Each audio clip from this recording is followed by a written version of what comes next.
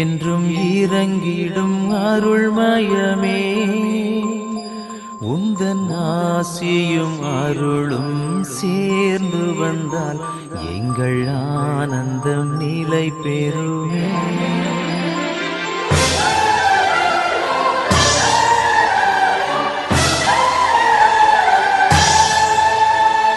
இயேசுவின் இருதயமே, என்றும் இறங்கிடும் அருள்மயமே, உந்தன் ஆசியும் அருளும் சேர்ந்து வந்தால் எங்கள் ஆனந்தம் நிலை பெறுமே.